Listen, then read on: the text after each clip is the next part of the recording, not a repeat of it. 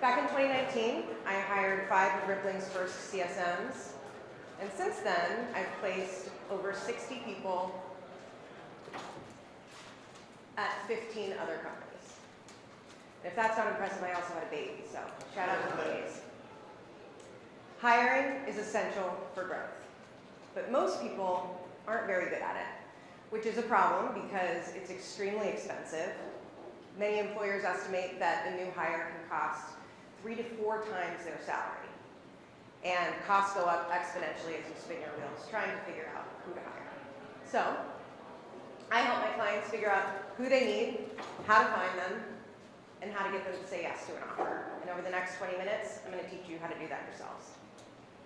First thing you have to do is get very specific about who you need. So you need to build a candidate persona, and that will help you reduce your time to hire, accelerate your sourcing, and produce higher quality candidates. I'm going to dig a little bit deeper into the 3 factors that I typically spend the most time talking to my clients about and that have a big impact on startups: industry, customer size, and growth stage. The value of industry alignment is obvious, right? If you hire somebody within your industry, they understand your customers' pain points, priorities, they speak their lingo, and they're also probably a lot more passionate about what you're trying to build than other candidates would be. You're looking at those 5 CSMs that I placed 4 years ago, and they are an excellent example of when industry alignment produces exceptional hires. All of them had customer success experience, but they all also had HR tech experience coming from companies like Zenefits, Mainly, and Castlight. 4 of 5 worked or have worked at Rippling for over 3 years. 3 are still there, and 2 are director level and collectively lead a team of about 100. These are similar examples. I placed Addie at Open Invest 3 years ago. She's still there, has been promoted twice as a VP, and her banking and consulting experience was perfect for Open Invest because they're a sustainable investment platform. I placed Joe and Sean at Keeper very recently, and they have, you guessed it, bookkeeping experience. And obviously they haven't been there for very long, but they were very quick studies and started providing value almost immediately. The value of customer size is a little bit less obvious, but for go-to-market roles, it can actually be more visible than industry. The ability to build,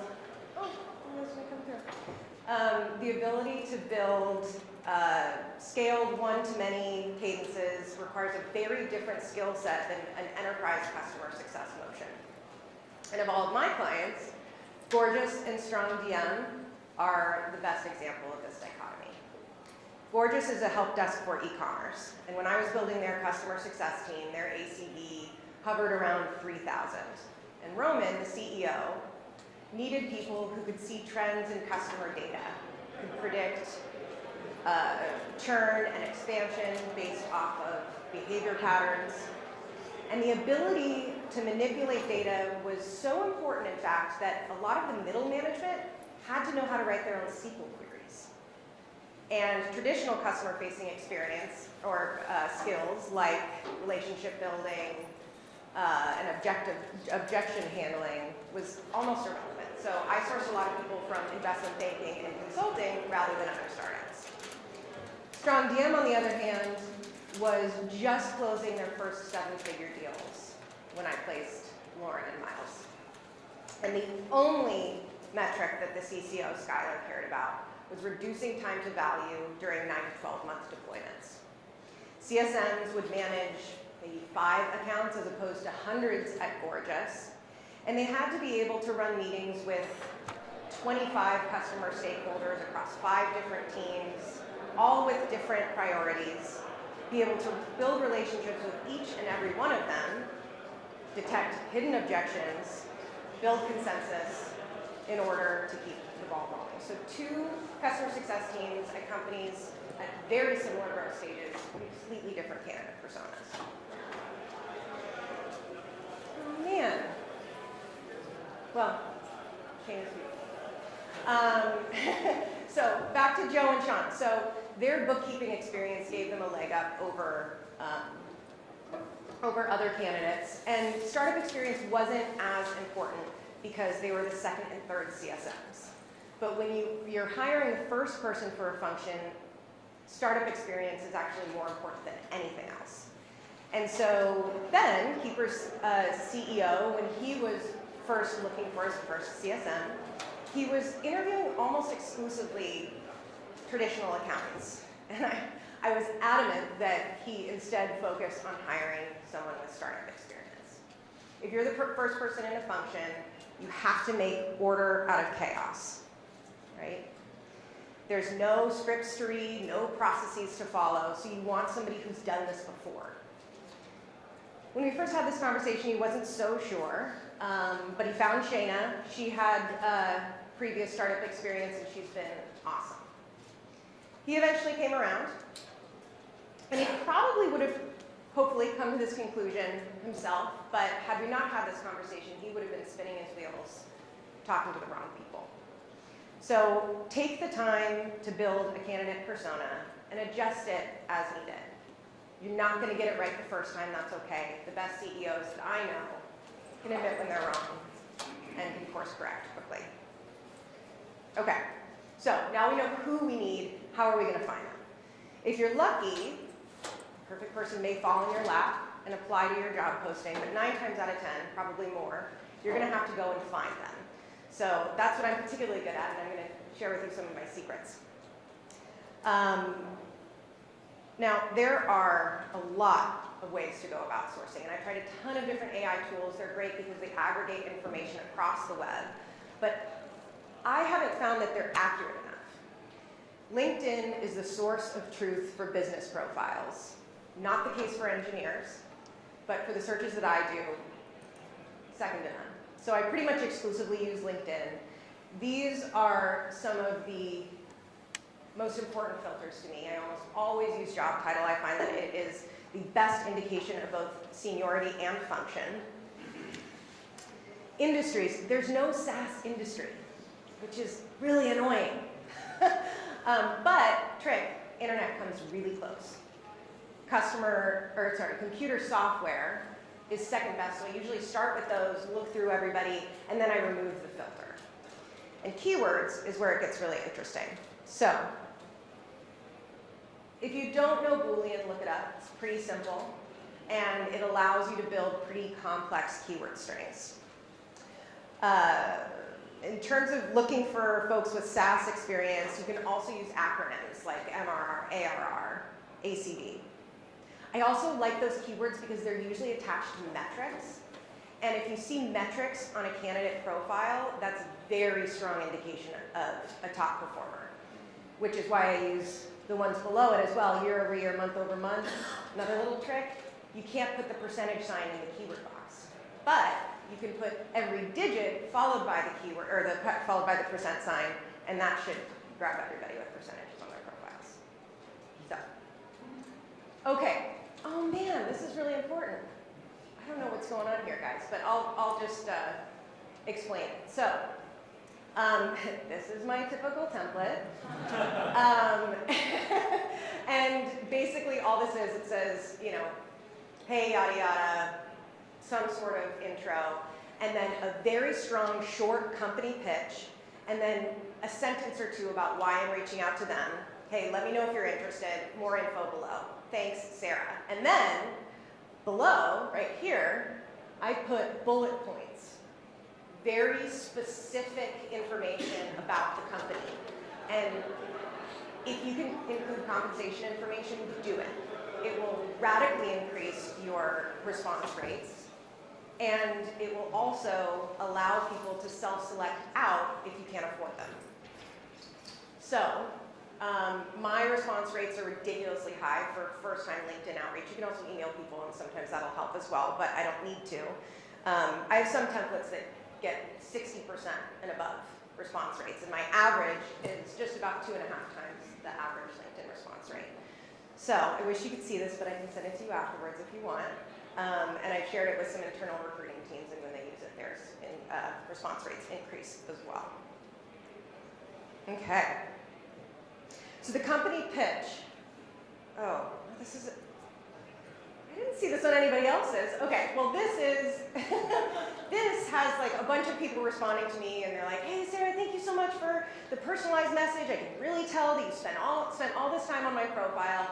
And the point I wanted to make here was that I don't actually spend that much time personalizing. People think I do because I've created this super specific candidate persona. I'm only reaching out to those people that fit it.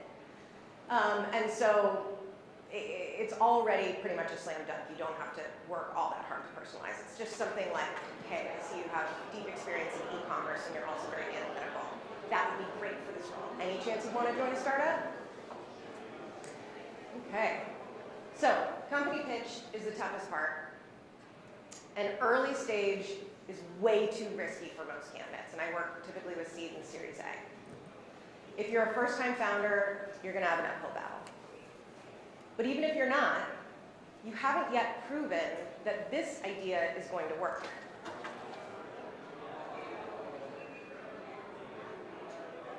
Rippling. They've had a rough couple of days since the bank collapsed, which they handled expertly, I might add, but they're doing pretty well, right?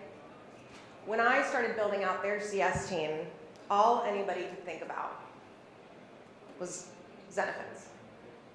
Fortunately for me, I'm probably Parker's biggest fan.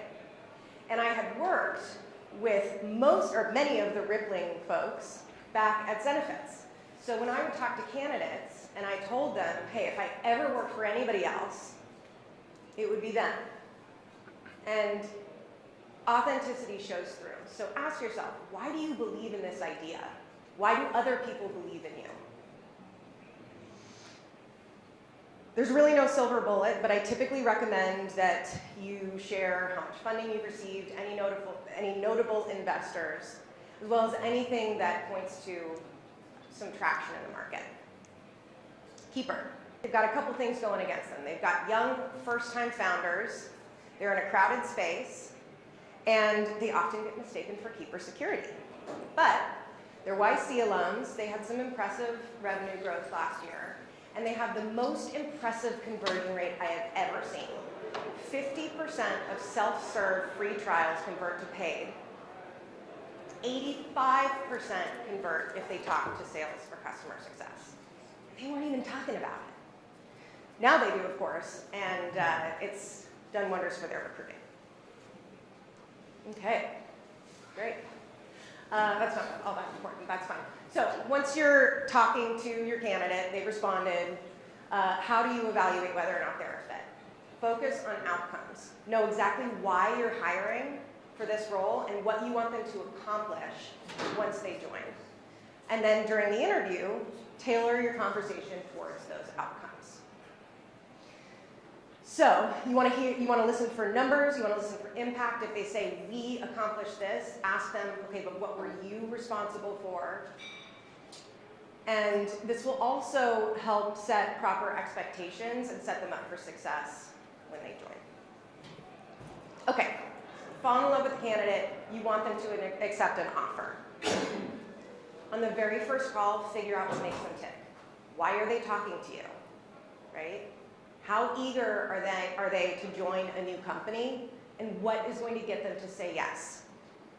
You always want to level set on comp. They don't have to give you a number, but if you give them a range, then you can usually get a sense of whether or not you're aligned.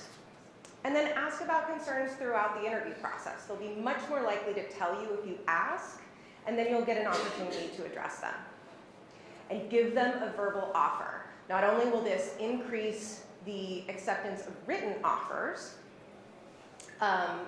some people track that metric, but it also gives you leverage during negotiations. So if one of my clients really wants to hire somebody and I know that they're going to negotiate, I get a sense of the numbers and then I say something like this. I talk to the candidate and I say, look, they love you. They want to make an offer, and I bet that they'll negotiate because at that point they've said that they wanted to. And I say, I think I can get you this number, but I can't make that ask unless I know that you're pretty likely to say yes. Simple, it works. And if you're a founder, you can say, hey, I got to talk to my co-founder, I got to talk to my board. but you don't want to negotiate and raise the salary level and then they say no. So it's perfectly reasonable, right? And give a time limit. I think less than 48 hours is a little too short. It's not very reasonable, but over a week is too much except in extenuating circumstances. If they're taking longer than that, they probably don't really want to join the company. And they're probably leveraging your offer against others. And vacant seats cost you money. So if they're going to decline, you need to hire somebody else. Jason Lumpkin recently said somewhere between 20 and 50% of your job as a CEO will always be recruiting, forever. So you might as well get good at it. I hope this was valuable. That's all I got.